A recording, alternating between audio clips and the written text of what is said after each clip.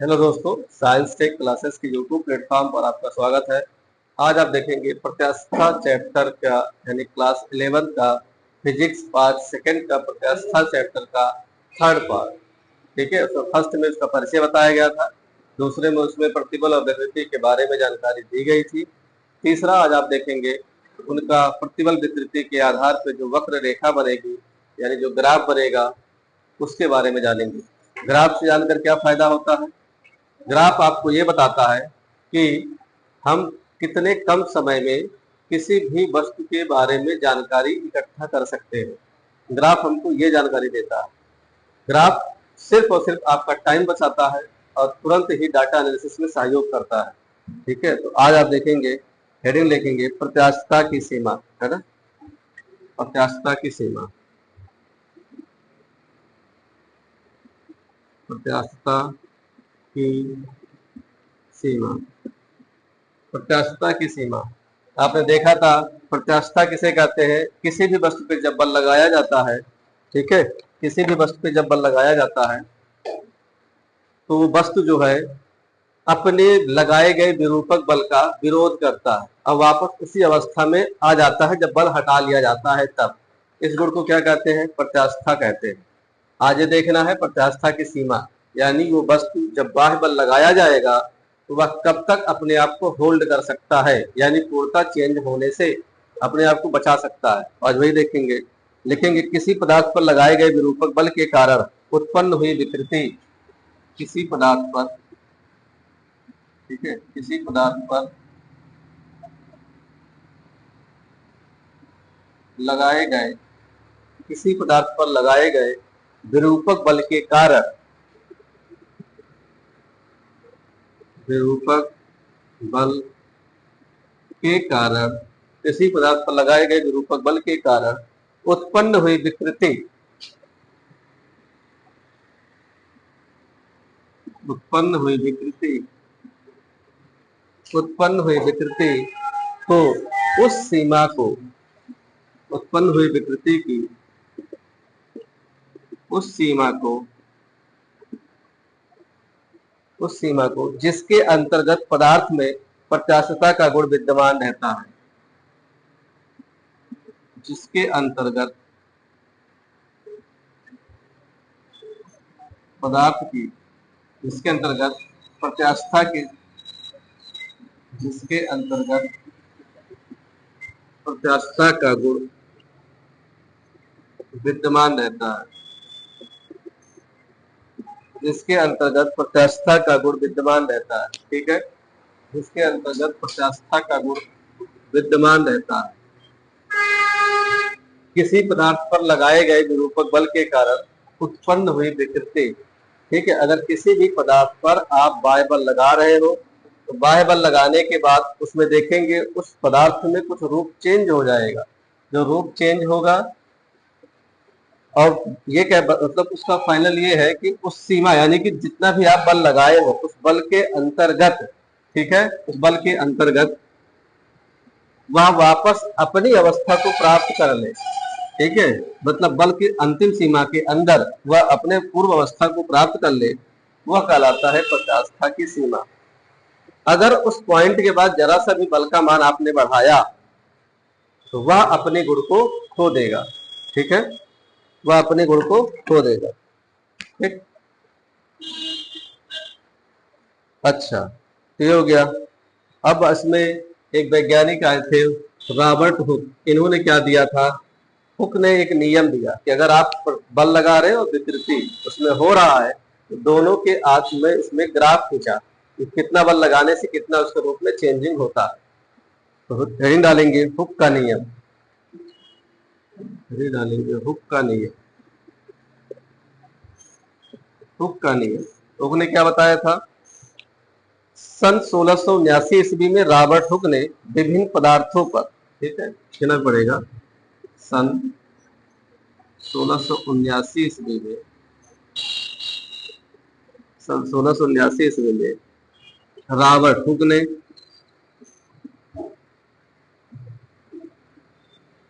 सन 1679 ईस्वी में Robert Hooke ने विभिन्न प्रत्यास्थ पदार्थों पर अलग अलग परिमाण के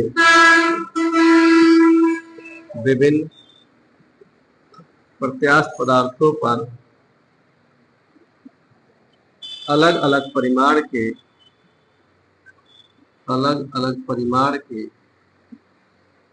विरूपक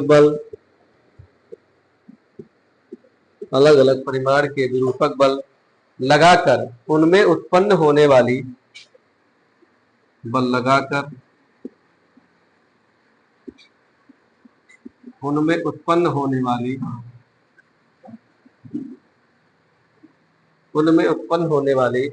विकृतियों का अध्ययन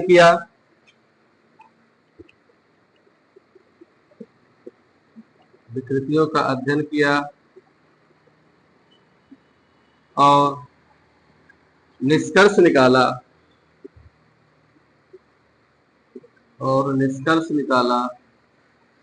क्या निष्कर्ष निकाला देखेंगे। और निष्कर्ष निकाला कि प्रत्यास्था के सीमा के अंदर प्रतिबल सदैव विकृति के अनुक्रमानुपाती होता है। क्या निकाला? प्रत्यास्थता की सीमा के अंदर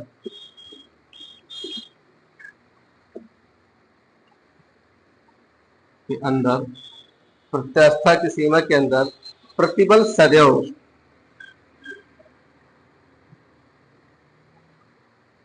सदैव विकृति के अनुक्रमानुपाती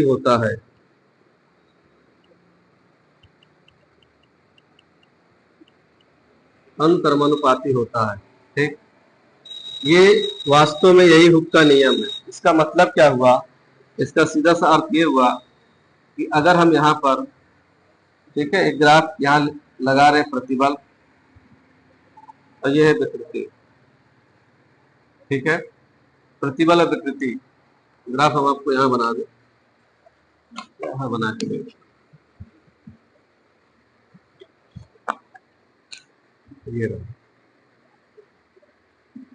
ये रहा प्रतिबल और ये रहा विकृति। अगर यहाँ 1 न्यूटन, 2 न्यूटन, 3, 4, 5, 6, 7 अगर ऐसे ऐसे धीरे धीरे वैल्यू बढ़ते जा रहे हैं प्रतिबल का, बाद में इनका मान इस तरह से इंक्रीज हो रहा है, विकृति चेंज विकृति क्यों नहीं होती। मान लीजिए 1 न्यूटन पे इतना चेंज हुआ, 2 पे इतना, 3 पे इतना, 4 पे इतना, 5 पे इतना, इस तरह, और इनको मिलाने पे एक सीधी रेखा मिले, बिल्कुल सीधी रेखा, तो कहलाता है कौन सा नियम? हुक का नियम। हुक ने कहा प्रत्यास्था की सीमा के अंदर जो प्रतिबल है सदैव विकृति के अनुक्रमानुपाती होता है। 1 न्यूटन पे जितना चेंज होगा, अगला दूसरे न्यूटन पे उतना ही चेंज होगा, फिर तीसरे न्यूटन पे उतना ही चेंज होगा, बार बार ऐसे ही बल का मान बढ़ाते जाएंगे, चेंजिंग उनका उसी रेशियो में बढ़ता जाएगा। ठीक है, इसलिए हुक का नियम कहता है कि प्रत्यास्था की सीमा के अंदर जो प्रतिबल है उस सदैव विकृति के अनुक्रमानुपाती होता है। यानी जो प्रतिबल है वो सदैव किसके अनुक्रमानुपाती है? विकृति के अनुक्रमानुपाती है। जब ये प्रोपोर्शनल हटेगा तो आपको मिलेगा प्रतिबल बराबर के विकृति। के क्या है? के एक कांस्टेंट है, नियतांक है, जिसे प्रत्यास्था गुणांक कहते हैं। आगे बताएंगे इसके बारे में, ठीक है, जिसे प्रत्यास्थता गुणांक कहते हैं। देखेंगे ये वैज्ञानिक हुक है। हुक केवल 1-2 पदार्थों पर एक्सपेरिमेंट करके नियम नहीं बनाए हैं, बहुत सारे, ठीक है, सन 1679-80 की बात है। उन्होंने विभिन्न प्रत्यास्थ पदार्थों को, खूब सारे पदार्थ वस्तुओं को लेकर के अलग अलग परिमाण के विरूपक बल, मतलब बाह्य बल लगा करके उनके उत्पन्न होने वाले विकृतियों, जब उसका आकार चेंज होता था, यानी 2 न्यूटन पे कितना चेंज हुआ, 4 न्यूटन पे कितना हुआ, 8 न्यूटन पे कितना हुआ, यानी बारी बारी से, तो वहां पर उन्होंने एक ग्राफ खींचा, ग्राफ बनाया और कहा कि प्रतिबल हमेशा विकृति के अनुक्रमानुपाती होगा।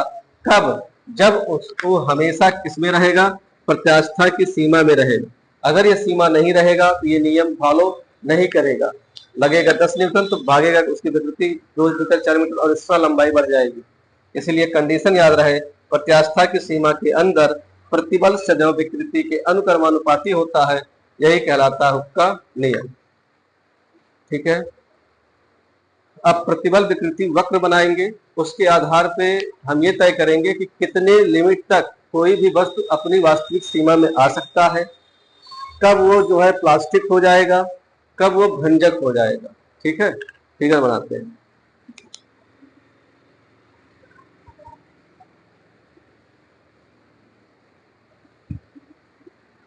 कब वो भंजक हो जाएगा। ठीक? प्रतिबल विकृति वक्र, प्रतिबल विकृति वक्र, प्रतिबल विकृति वक्र, प्रतिबल विकृति वक्र। ठीक, क्या है इसमें, जब किसी तार को दृढ़ से लटका करके उस पर कोई भार लगाया जाता है तो तार की लंबाई में वृद्धि होती है, तो सबको पता है। भार को धीरे धीरे बढ़ाने पर विकृति उस प्रकार बदलती है, इसका अध्ययन प्रतिबल विकृति ग्राफ द्वारा किया जाता है।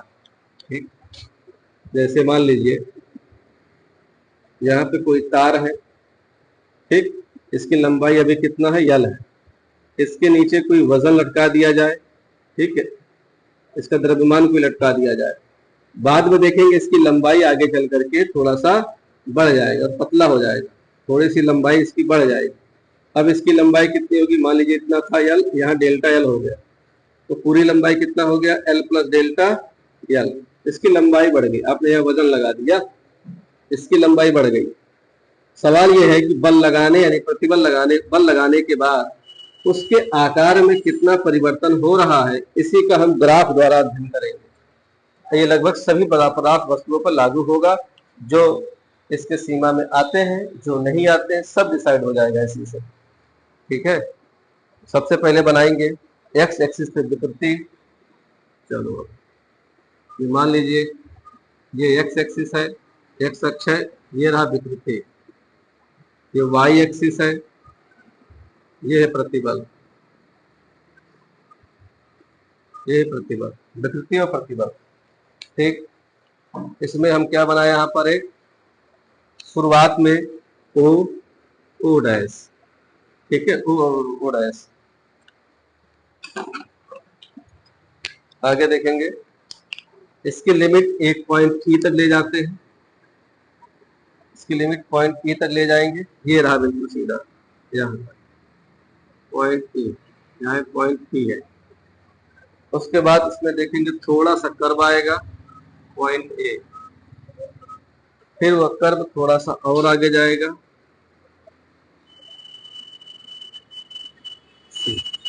ये रहा बी और ए सी। ठीक, इन इसकी लिमिट यहाँ मिल गया, पॉइंट बी पर है, इसको मिला देंगे यहाँ पर, ये हो गया भंजक प्रतिबल, भंजक प्रतिबल ब्रेकडाउन। ठीक है, ये क्या है, प्रत्यास्था सीमा, ई को बोलते हैं प्रत्यास्था सीमा,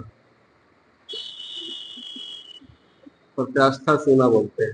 ठीक, प्रत्यास्था सीमा। सी को क्या बोलते हैं, विभंजन बिंदु, इसको बोलते हैं विभंजन बिंदु,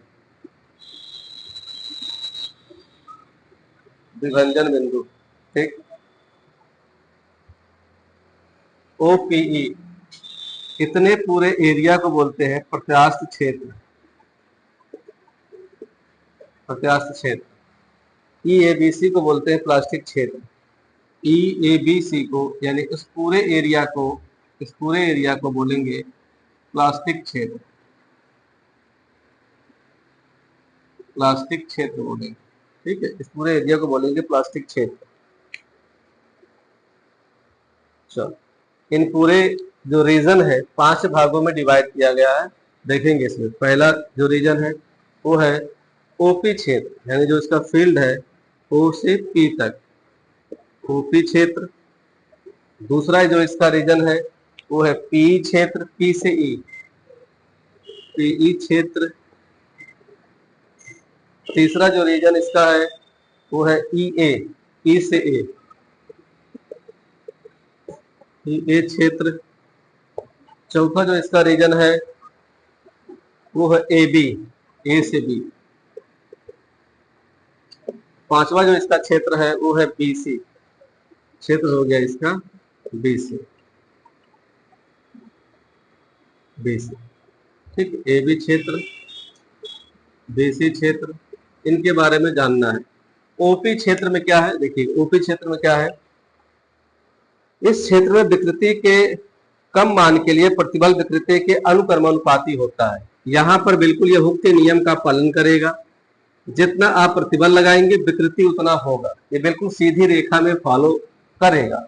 ये जो ओपी क्षेत्र है ये बिल्कुल कैसा है, आइडियल क्षेत्र है। इसका मतलब ये है ये हुक के नियम का पालन करता है, हुक के नियम का पालन करता है। जितना प्रतिबल होगा उतना विकृति लगाएंगे। यहां तक तो ठीक है, बहुत अच्छा कंडीशन है, गुड कंडीशन है ये। अब आते हैं पी से ई के क्षेत्र में। ये क्या करता है, पी ई क्षेत्र वक्रीय है।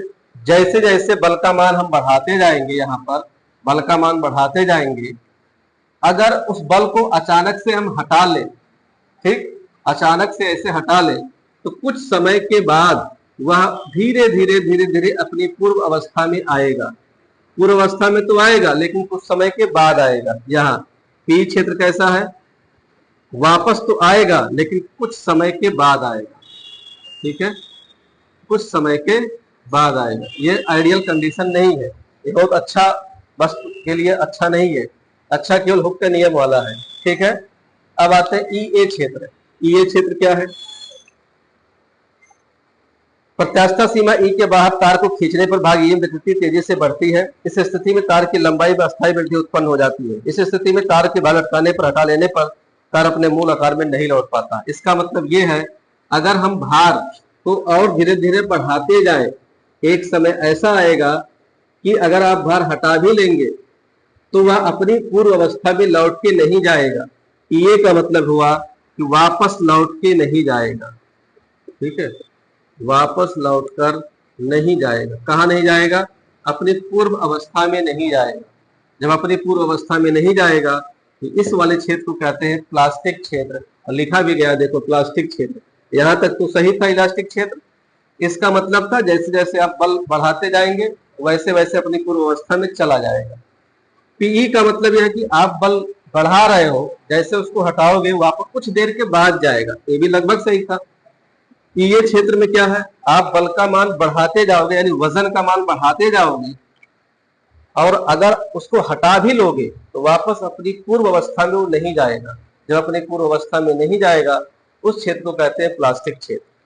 अब आते हैं, ठीक है, ए बी क्षेत्र में, ए से बी के क्षेत्र में। ए से बी के क्षेत्र में देखेंगे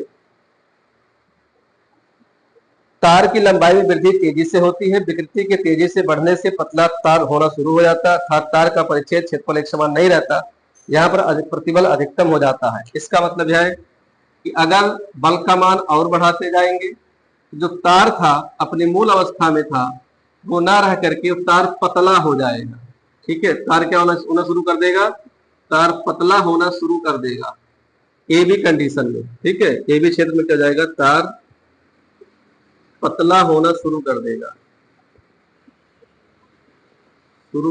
यानी उसके अंदर जो आंतरिक प्रक्रिया बल था लगभग खत्म हो चुका है, इसलिए ये पतला होना शुरू हो जाएगा। डीसी क्षेत्र में क्या है, अगर आप भार हटा भी लेंगे, जैसे मान लीजिए 50 किलो का वेट रखने पर वो पतला होना शुरू हो गया था, अगर आप 20 किलो का भी वेट रख देंगे तब भी वो तार पतला होते होते बढ़ता जाएगा और एक समय बाद वो टूट जाएगा। यानी भार का मान कम करने पर,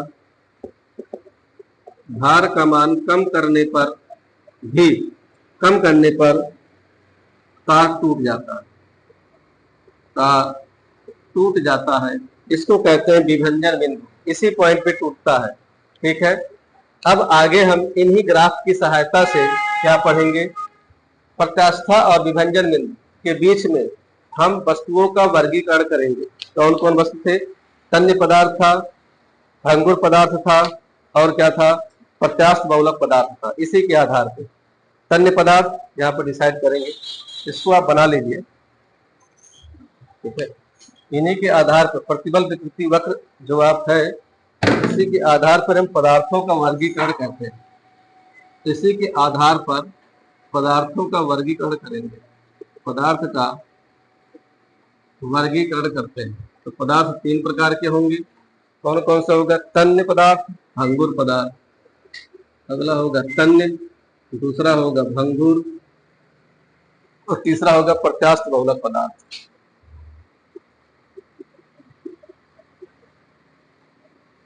प्रत्यास्थ बहुलक पदार्थ, ठीक है। तीन पदार्थ कौन कौन से? तन्य पदार्थ, भंगुर पदार्थ और प्रत्यास्थ बहुलक पदार्थ। और प्रत्यास्थ बहुलक पदार्थ, ठीक है। तीन प्रकार के पदार्थ हम देखेंगे।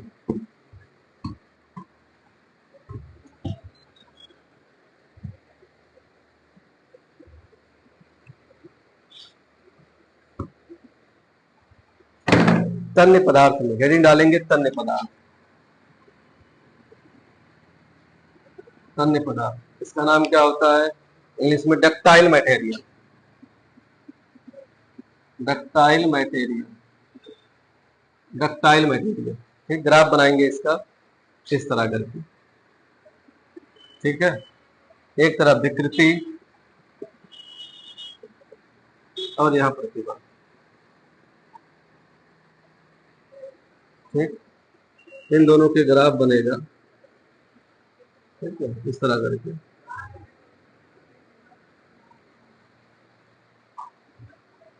ठीक है, इस तरह करके, ठीक है।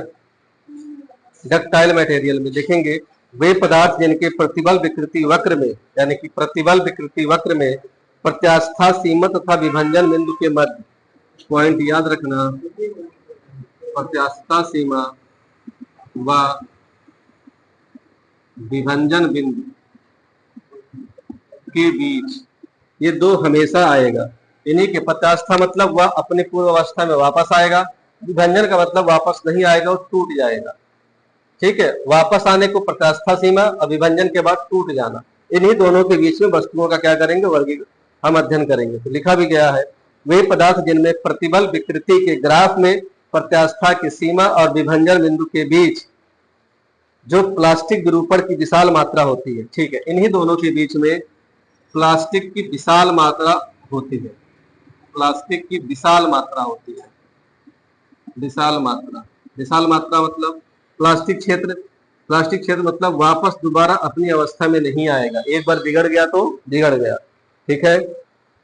इसे हम तन्य पदार्थ कहते हैं। और क्या कहते हैं इसको? तन्य पदार्थ कहते हैं। और तन्य पदार्थ में कौन कौन आएगा? इससे हम क्या बना सकते हैं? इसमें आएगा चांदी, तांबा, लोहा, एल्युमिनियम। कौन आएगा? चांदी, तांबा, एल्युमिनियम, ये सभी लोग आएंगे। इनको पीटने के बाद एक बिल्कुल तार के रूप में खींच सकते हैं, इसीलिए इसका नाम क्या हुआ? तन्य पदार्थ। पीटने के बाद तन जाएगा, ये बिल्कुल पतले पतले तार के रूप में हो जाएगा, इसलिए इसका नाम हुआ तन्य पदार्थ। कंडीशन याद रखना, प्रत्यास्था सीमा व विभंजन बिंदु के बीच में जो क्षेत्र बनेगा वो प्लास्टिक की विशाल मात्रा पाई जाएगी, और इसी विशाल मात्रा को हम क्या कहते हैं? तन्य पदार्थ कहते हैं। और वो चांदी, तांबा, एल्युमिनियम पाए जाएंगे।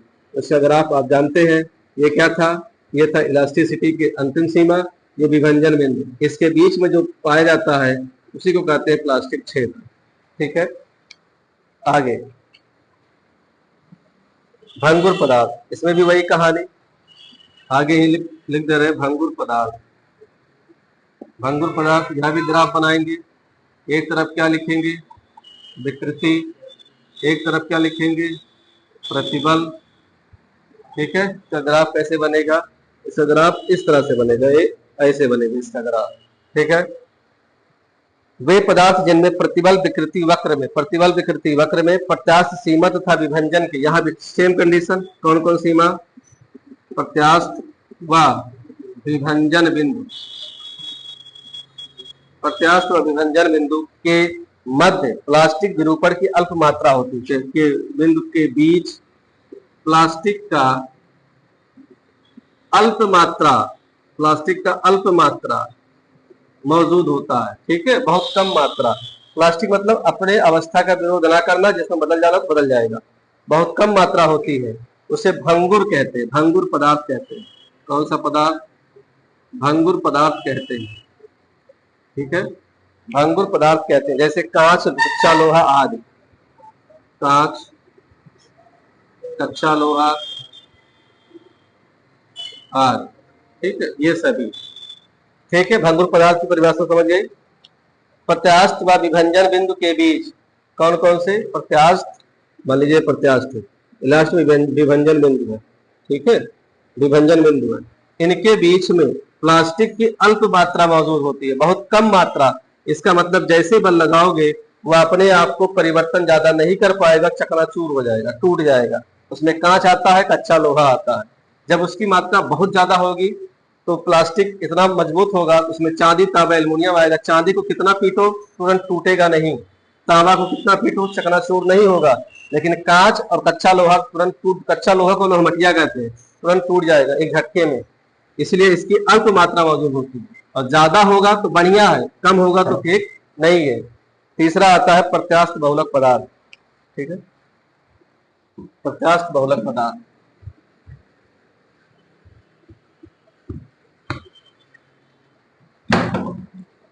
प्रत्यास्थ बहुलक पदार्थ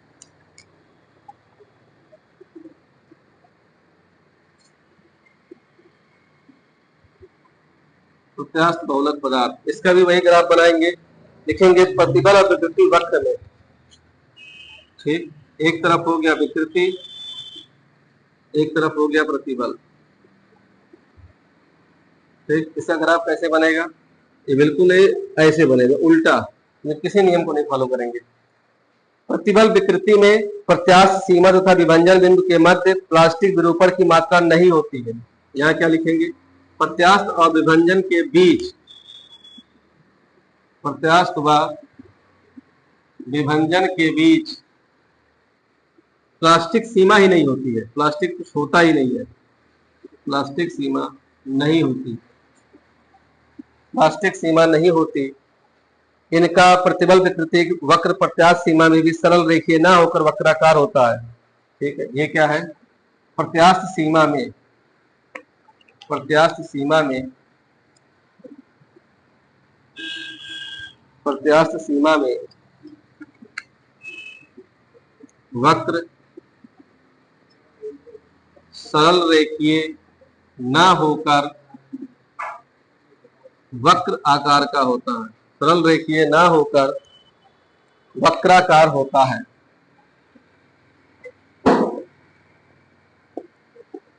वक्राकार होता है, इसे प्रत्यास्थ बहुलक या प्रत्यास्थालक पदार्थ कहते हैं। ये हुक का नियम का पालन नहीं करते। इसमें कौन कौन आता है, रबर, इसमें आएगा रबर और महाधमनी के ऊतक, महाधमनी के ऊतक, यही सब आएंगे, रबर आ जाएगा, महाधमनी के ऊतक आ जाएंगे।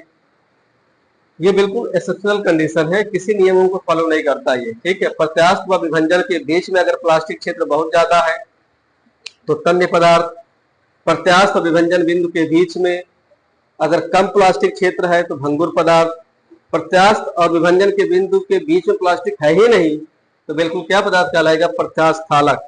मतलब वो बहुत ही ज्यादा क्या रहेगा, आप जैसे फोर्स लगाओगे वापस फिर उसी अवस्था में आ जाएगा, लेकिन कम फोर्स लगाओगे ज्यादा परिवर्तन करेगा। ये रहा प्रतिबल विकृति, ठीक है। इसका बीच में ग्राफ इस तरह, ये हुक के नियम को फॉलो नहीं करते हैं, इसमें रबर आएगा, महाधमनी आएगा, ठीक है।